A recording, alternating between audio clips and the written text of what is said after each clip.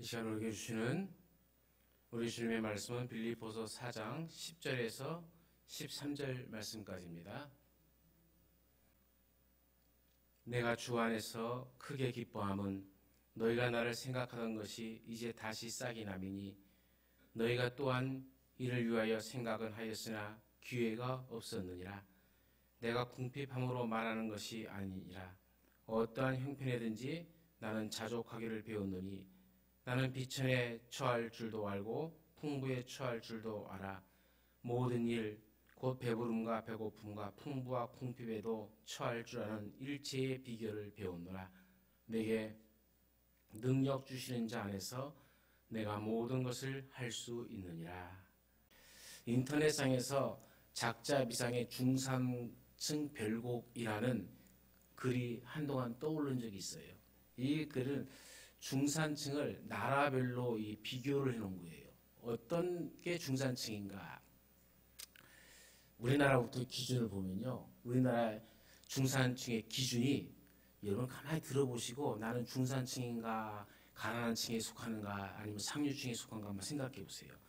첫 번째, 대출 없이 30평 정도의 아파트를 소유해야 돼.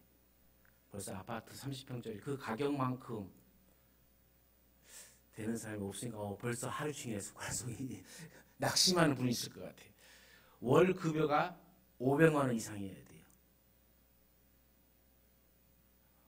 별로 없는 것 같네. 세 번째가 2000cc급 중형차를 소유하고 있어야 되고, 네 번째가 은행 예금 잔고가 1억 원 이상 있어야 돼요. 다섯 번째는 1년에 한 차례 해외여행을 다녀올 수 있는 여유가 있어야 돼요. 이 자리에 계신 성도님들 중에서 중산층에 계신 분이 계십니까? 제가 볼 때 이 정도 되면 굉장히 부유층이다 생각이 들어져요. 물론 이것은 직장인들을 중심으로 설문조사 결과에서 나온 거니까는 그렇게 생각하면 됩니다. 그런데 이제 프랑스에서의 중산층 기준이 있어요. 프랑스의 중산층의 기준은 1970년대에 재임하였던 퐁피두 대통령이 말한 그 기준이라고 합니다. 거기는 중산층이 되려면은 첫째가 외국어를 하나 정도 할 수 있어야 되고, 직접 즐기는 스포츠가 하나 정도는 있어야 되고, 또 다룰 줄 아는 악기가 하나 정도는 있어야 되고, 또 다른 사람들과 다른 사람들 비교해서 나만의 독특한 맛을 내는 요리를 하나 정도는 할 수 있어야 되고, 약자를 도우며 봉사활동을 꾸준히 해야 하고, 또 공분에 의연히 참여해야 된다. 공분이 뭐냐면은 공적인 일에 대하여 느끼는 분노를 말하는 것이죠. 어때요? 중산층 프랑스의 기준으로 하면 좀 더 가깝지 않을까 생각이 들어봅니다. 영국의 중산층은요, 옥스퍼드 대학에서 제시한 기준이라고 합니다. 거기에 보면 첫 번째가 페어플레이 할 것. 경제에 이르든 장사를 하든 스포츠라든 페어플레이를 해야 된다. 두 번째가 자신의 주장과 신념이 있어야 된다. 세 번째가 독선적이지 말아야 된다. 그리고 독단적으로 행동하지 말아야 된다는 것이고, 네 번째는 약자를 두둔하고 강자에 대응하여 싸울 줄 알아야 된다. 다섯 번째는 불평, 불법에 의연히 대처할 줄 알아야 된다. 이 정도가 돼야 중산층이다라고 합니다. 그럼 우리가 가까이 있는 미국은 어떨까요? 가장 우방이라고 하는 미국의 중산층 기준은 공립학교에서 직접 가르치는 기준입니다. 그것은 자신의 주장에 떳떳하고 사회적 약자를 도와야 되고 부정과 불법에 저항해야 되고, 그 외에 테이블 위에 정기적으로 받아보는 비평지, 그 신문이죠. 신문지가 항상 놓여 있어야 중산층이다. 이렇게 얘기합니다. 어때요, 여러분? 다른 여러 나라, 프랑스, 영국, 미국과 우리나라의 중산층을 비교해 보면 조금 부끄럽다 하는 생각이 들어요. 우리나라의 중산층 기준은 오직 한마디로 얘기하면 돈밖에 없어요. 물질입니다. 다 물질로 모든 걸 기준으로 잡는 반면에 다른 나라의 중산층의 기준은 불의에 대해서 공평하게 되고 페어플레이 해야 되고 약자를 돕고 이런 것을 거의 대부분 중산층으로 잡고 있는 것이죠. 할 수 없어요. 우리나라 좀 부끄러운 일이지만 우리나라의 중산층의 기준이 그거 어떡하겠습니까? 그런데 전도서 6장 6절 말씀에는 이런 말이 있어요. 그가 비록 천년의 갑질을 산다 할지라도 행복을 보지 못하면 마침내 다 한 곳으로 돌아가는 것뿐이 아니냐. 중산층이 됐든 상류층이 됐든 하류층이 됐든 성경은 그것이 중요한 것이 아니라 행복을 보지 못하면, 우리가 살아가면서 행복하지 못하면 그것이 무슨 소용이 있겠냐는 거예요. 상류층이 뭐하고 중류층이 뭐하고 하류층은 뭐합니까? 상류층이라도 행복하지 않으면 그 인생은 헛것이 되어져 버리는 것이고, 하류층이라도 행복하면 그 인생은 참으로 복된 인생이다. 이렇게 얘기하는 것이죠. 많은 사람들은 나름대로의 행복의 기준을 세워놓고 행복하기 위해서 발버둥이 치죠. 그런데 어떤 사람들은 이 성공의 기준, 행복의 기준을 오직 돈과 권력과 명예로 판단하는 경우가 허다합니다. 특별히 앞에서 중산층의 기준을 살펴보았듯이 우리나라는 더 이 부분이 심해요. 그리고 그런 성공을 이룬 사람들이 더 행복할 것이라 생각합니다. 그런데 과연 그럴까요? 그렇다면 행복한 삶을 살기 위해서 우리가 알아야 될 것이 무엇이 있겠습니까? 적어도 우리가 세 가지는 기억해야 돼요. 첫 번째는 행복은 소유에 있는 것이 아닙니다. 내가 무엇을 가짐으로 행복한 것이 아니라는 얘기죠. 행복은 사실 마음 먹기에 달린 것 아닙니까? 행복과 불행은 우리가 상황을 어떻게 받아들이며 자신이 가진 것에 얼마나 만족하는가에 달려 있습니다. 어떤 책에 보니까 행복과 불행은 이른 아침에 결정된다고 해요. 아침에 눈 뜨면서 행복한 날인지 아니면 불행한 날인지가 결정된다고 해요. 이게 무슨 말인가 하면은 아침에 일어나서 참 잘 잤다라고 말하는 사람은 하루를 행복하게 출발하지만은 정말 피곤하다라고 생각하는 사람은 벌써 하루를 불행으로 시작하고 있다는 것이죠. 불행이 지나가면 행복이 찾아온다고 생각하는 사람은 행복표를 예약한 사람이고, 불행은 끝이 없다고 생각하는 사람은 불행의 번호표를 든 사람이라 이렇게 얘기합니다. 16세기 세계 최대의 나라였던 사라산 제국의 왕인 압둘라하만 3세는 39년 동안 왕으로 있었어요. 온갖 부귀 영화를 다 누렸습니다. 1년 수입이 우리 돈으로 계산해서 4천억 원이에요. 1년에 4천억 원을 벌어들여요. 부인이 몇 명이냐면 몇 명이나 될 것 같아요.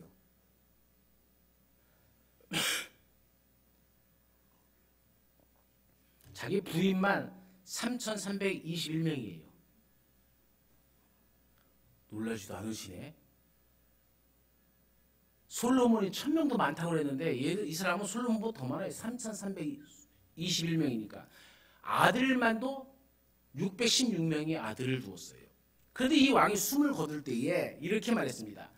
오랜 세월 영예로운 통치에도 불구하고 내가 진정으로 행복을 누린 날은 14일밖에 없었다. 이게 모든 세상에 갖지 않은 것이 없었고 누리지 못한 것이 없었지만은 자기 인생을 뒤돌아보면서 내가 행복한 날은 며칠인가 뽑아봤더니 14일밖에 없어요. 이 사람이 과연 진정으로 행복한 사람이다라고 얘기할 수 있겠습니까? 미국 하버드 연구팀이 이 사이컬리지널 사이언스라는 잡지인데 거기에 논문이 실리는데 그 논문에서 이런 얘기를 합니다. 사람들은 부정적인 경험을 해도 그 상황을 나름대로 가치를 찾고 만족감을 얻는 사람들이 있다라는 것을 발견하게 된 거죠. 예를 들면 그런 것이죠. 교통사고를 당했어요. 병원에 입원했는데 그래서 이 재수없게 내가 교통사고를 당했다 이렇게 생각하고 있는데 옆에 환자를 봤더니 옆에 환자는 암 환자예요. 죽을 날을 기다리는 이 암 환자를 보면서 이 교통사고 당한 이 환자는 그래도 내가 암에 걸리지 않는 것이 얼마나 행복한가라고 생각한다는 거예요. 행복한 사람은 사실요, 타고나는 것도 아닙니다. 행복한 사람은 그 성향이 주변에 널려있는 모든 것들을 행복으로 해석할 수 있는 능력이 있어요. 삶 가운데 행복을 하나하나 발견하는 것입니다. 반면에 다른 사람들이 보면은 행복해 보이고 남부럽지 않게 살아갈 것 같은데 본인 늘 불만에 찬 생활을 하는 사람들이 있죠. 그 사람들은 주위가 아무리 행복해도 불행만 찾는 사람들이에요. 왜 그런 것일까요? 이 사람들은 자신보다 더 나은 사람들을 보면서 불평하기 때문에 그래요. 지금 주어진 것에 만족하는 것이 아니라 더 가지지 못하고 더 누리지 못한 것으로 인해서 불행하다 하는 생각을 갖는 것이죠. 바울은 지금 감옥에 있습니다. 그러면서 빌립보 성도들에게 내가 크게 기뻐한다라고 얘기를 해요. 그 이유가 내게 능력 주시는 자에서 내가 모든 것을 할 수 있기 때문이다 이렇게 얘기합니다. 감옥 안에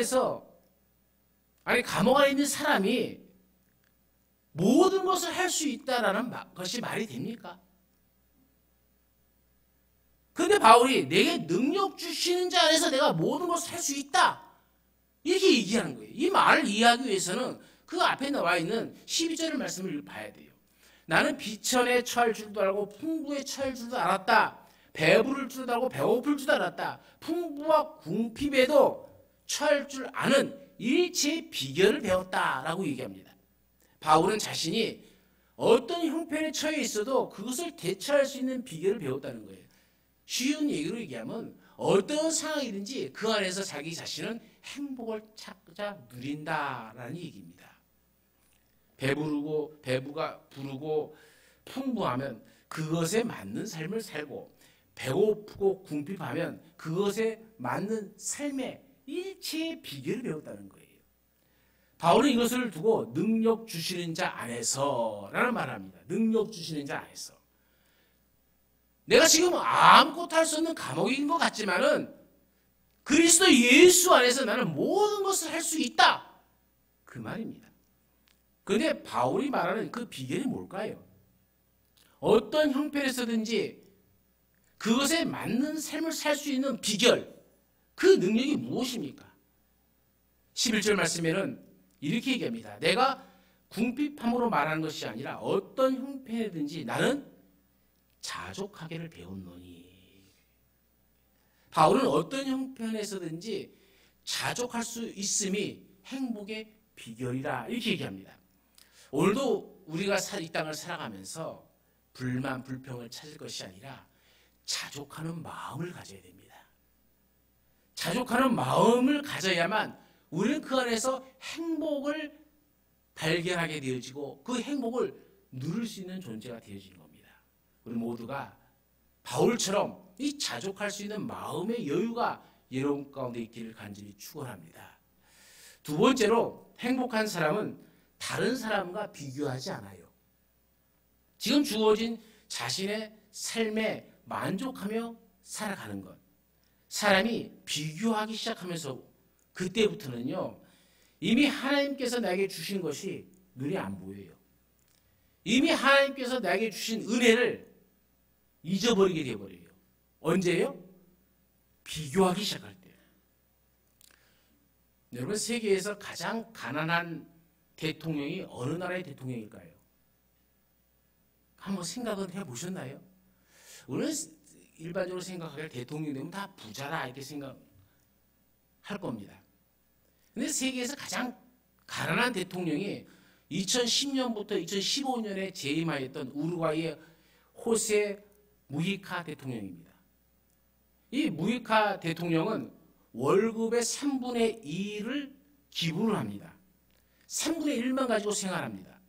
그리고 농사꾼입니다. 농사꾼이라는 것은 계속 농사를 지며 산다는 거예요. 42명의 비서와 수행원이 있는 대통령 궁을 노숙자 쉼터로 내주었어요. 그리고 수행원을 포함한 4명만을 딱 데리고 우루과이의 수도 이 몬테비데오의 외곽 지역에서 그들과 더불어 농사를 지면서 살아가요. 지나치게 대통령을 받들어 모시는 풍조를 없애기 위해서 그런 모든 노력을 기울여 왔습니다. 그런 자기 명함도 갖지 않았어요.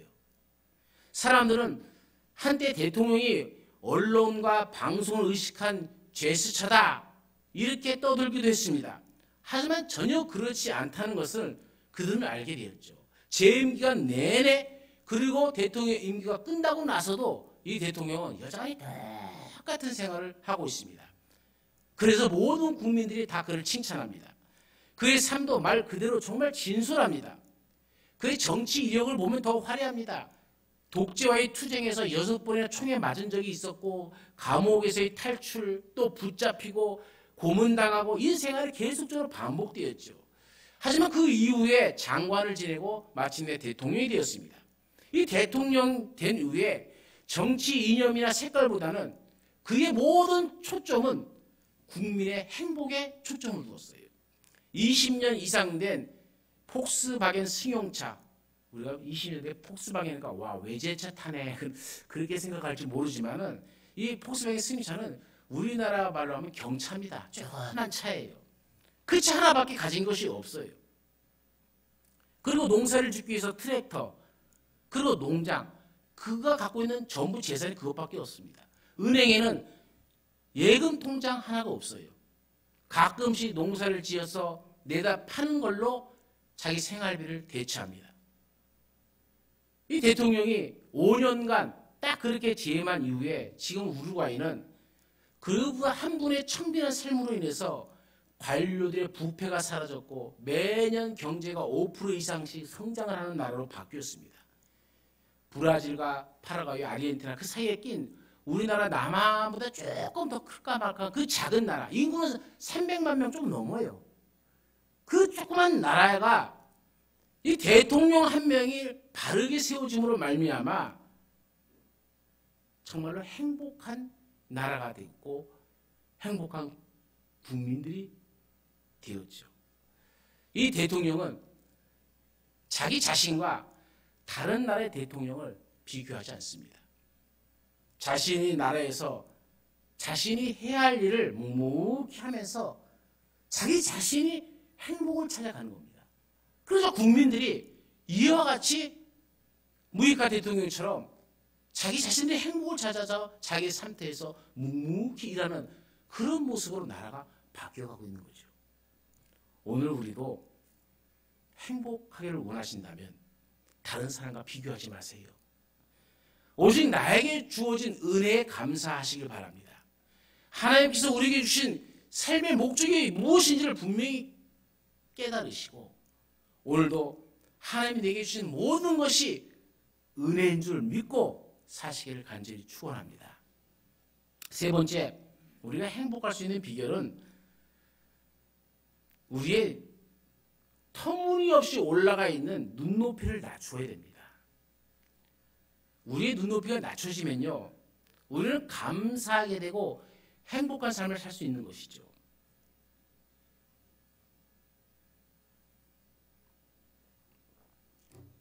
몇 년 전에 여자를 울려버린 남자라는 글이 한동안 인터넷에서 돌아다녔죠. 이건 실화를 바탕으로 쓴 글입니다. 그 내용이 무슨 내용이냐면은 서로 사랑하는 이 연인이 결혼에 대한 희망에 부풀어 있습니다. 우리나라 사람들이 그렇잖아요. 남자는 집을 장만하고 여자는 그 집에 맞는 혼수품을 알아서 준비하고 그래서 둘이 합쳐서 결혼해서 살아갑니다. 이렇게 한참 재미있게 준비해 갈 때에 여자의 아버지가 사업에 실패하여 회사의 문을 닫았고 빚더미에 오르고 그 충격으로 여자의 아버지는 병원에 입원하게 되었습니다.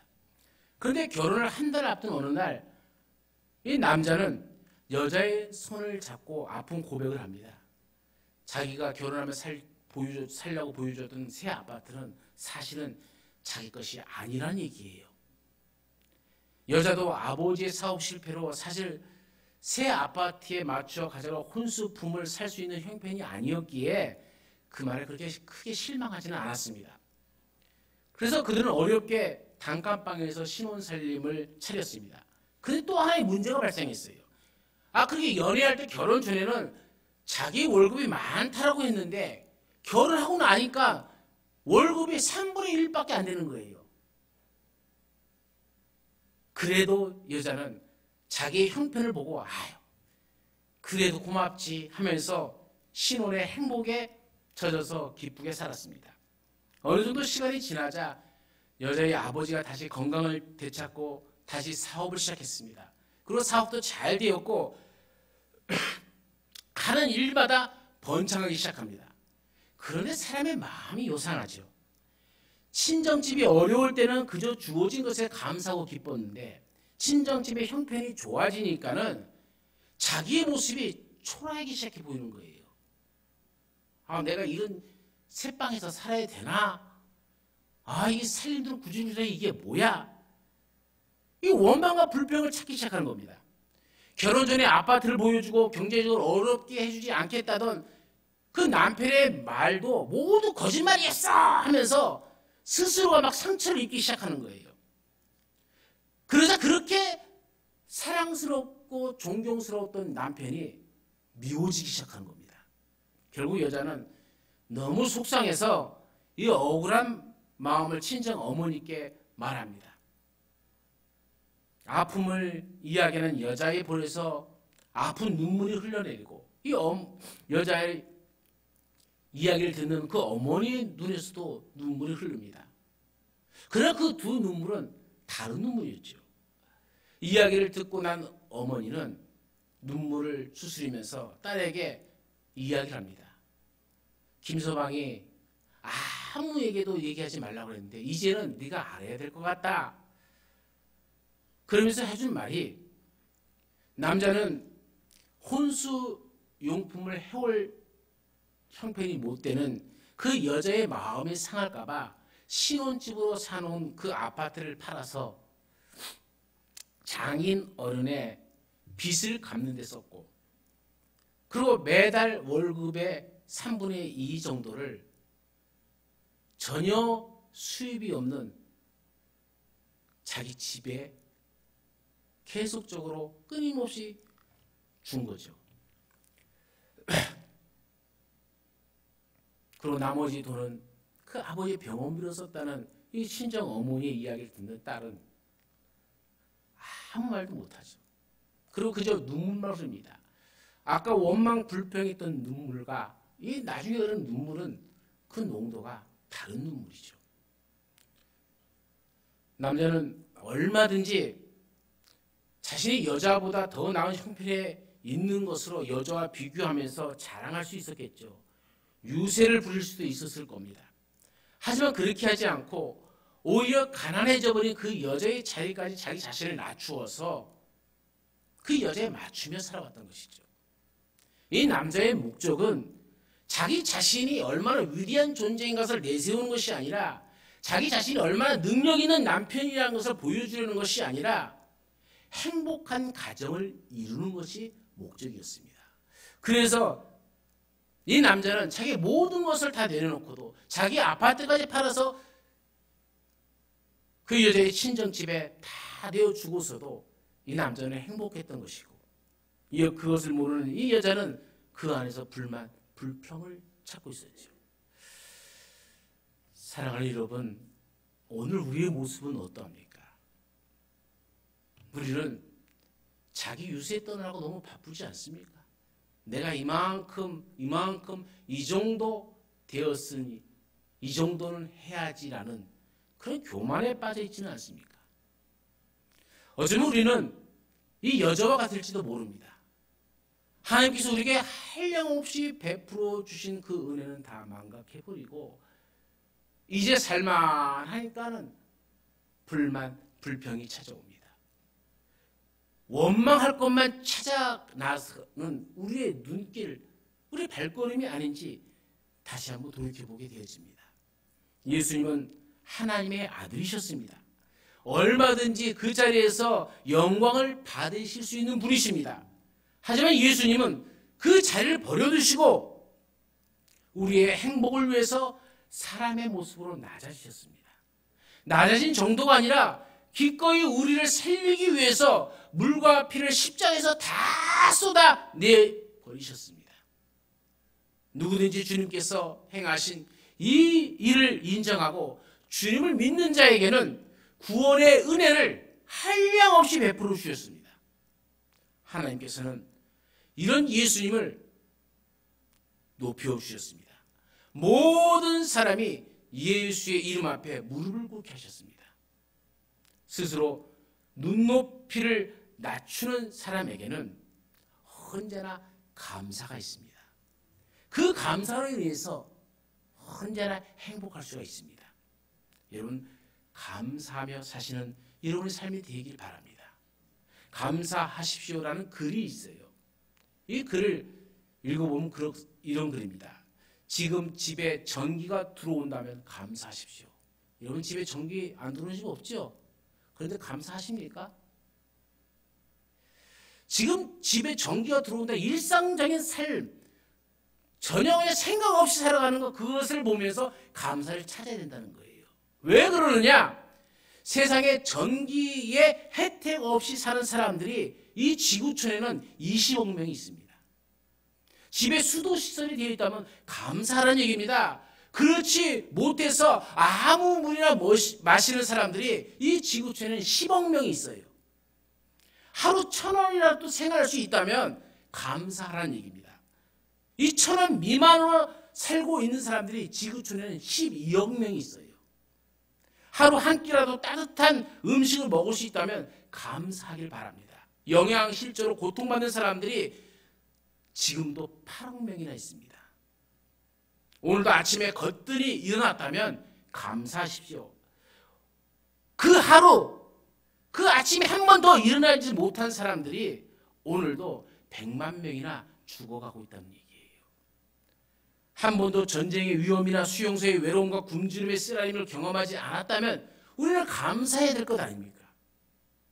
지금 전쟁과 고아로 이 지구촌에는 5억 명의 사람들이 고통을 받고 있습니다. 체포나 협박이나 학대나 고문이나 죽음의 두려움 없이 이렇게 마음껏 교회에 나올 수 있다면 감사하십시오. 이 지구촌에는 아직도 그렇게 하지 못하는 사람이 30억 명이 있습니다. 만일 우리 집에 냉장고에 음식이 있고 내 몸에 맞는 옷이 있고 잠을 잘 수 있는 집이 있다면 감사하십시오. 이 세상 사람들 75%는 그렇게 살지 못합니다. 은행이나 지갑에 좀 돈이 있고 어딘가 작은 접시에 동전을 모아놓은 그것만 있더라도 감사하십시오. 이 땅에 이 정도의 삶을 살아도 8%의 부자축에 들어간다고 합니다. 부모님이 아직 살아계시고 혼자가 아니라면 더 감사하시죠. 복이 드문 행복한 사람이기 때문에 그렇습니다. 여러분은 오늘 하루를 어떻게 삽니까? 우리는 비교하지 않아야 됩니다. 비교하지 않아야 행복한 삶을 살 수 있지만 그럼에도 불구하고 우리는 끊임없이 비교하며 살아야 할 대상을 스스로 만들어냅니다.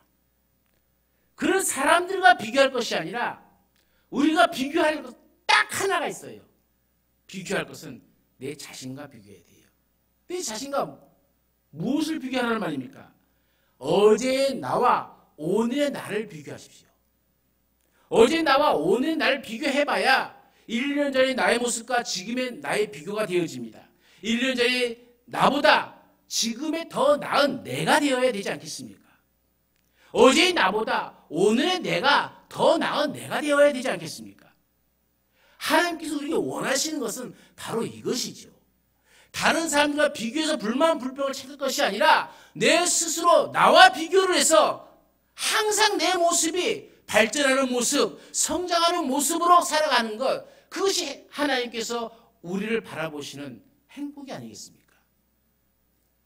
아들과 같은 디모데에게 바울은 이렇게 말합니다. 이 모든 일에 전심전력하여 너의 성숙함을 모든 사람에게 나타나게 하라. 여러분, 우리는 성숙해져야 됩니다. 하나님은 우리가 스스로 자신을 비교하며 더 성장하고 성숙한 그리스도인이 되어지기를 원하십니다. 예수님 닮은 그리스도인이 그런 모습으로 자라나기를 우리 하나님은 원하신다는 것이죠. 사람은 자기가 성장하고 있다는 것을 느낄 때에 행복합니다. 제가 공부를 하면서 가장 행복했던 때는 언젠가를 곰곰이 생각해 봤어요. 그런데 딱 한 번이 있었더라고. 딱 한 번. 그건 언제였냐면은 고등학교 때에 수학 문제를 풀다가 안 풀려가고 밤을 새면서 참고서도 보지 않고 끝내 내가 풀리라면서 밤새고 풀다가 마침내 새벽에 동틀 때쯤에 그 문제가 풀렸을 때에 너무나도 그 시간이 행복했어요. 어제보다 오늘 내가 학식에 하나의 문제를 더 풀었을 때에 참 행복하구나. 그것을 그때 처음 느꼈습니다. 오늘 우리의 신앙도 어제보다 오늘 더 성숙해지고 그 성숙한 나를 바라봤을 때에 내가 행복하고 하나님이 기뻐하시고 그 성숙함으로 인해서 우리 모두가 행복할 수 있는 그 길이 아닐까요? 여러분, 아무쪼록 다른 사람들과 비교하기보다는 내 스스로 자신과 비교해서 성장하시고 또 우리의 마음을 굳게 잡아서 행복은 먼 곳에 있는 것이 아니라 바로 내 마음속에서 모든 삶을 어떻게 바라보느냐 거기에 달려있다는 것을 아시고 이 땅 살아가는 날 동안에 우리가 하나님이 우리를 불행하라고 보내신 건 아니잖아요. 행복하라고 이 땅에 보내신 겁니다. 그 행복의 비결을 찾으시고 행복한 그리스도인으로서의 삶을 사시기를 간절히 축원합니다. 주께서 이미 베풀어 주신 행복을 찾는 지혜를 얻게 하옵소서. 우리의 심령에 하나님께서 베푸신 행복이 가득하게 하옵소서. 모든 것을 감사함으로 받아 더 행복한 그리스도인의 삶을 살게 하옵소서. 이제 이 행복을 가지고 그것을 우리의 이웃들과 나누기 위하여 세상 속으로 나아가는 주의 자녀들과 저들의 가정과 기업 위에 이 나라와 민족과 주께서 세우신 모든 교회들 위해 우리 주 예수 그리스도의 한량없는 은혜와 하나님 아버지의 그 크신 사랑하심과 성령의 인도하심과 교통하심의 역사와 도우심의 그 큰 은총과 그리스도 안에서 행복을 찾는 자녀들 위해 영원토록 함께 있을지어다. 아멘.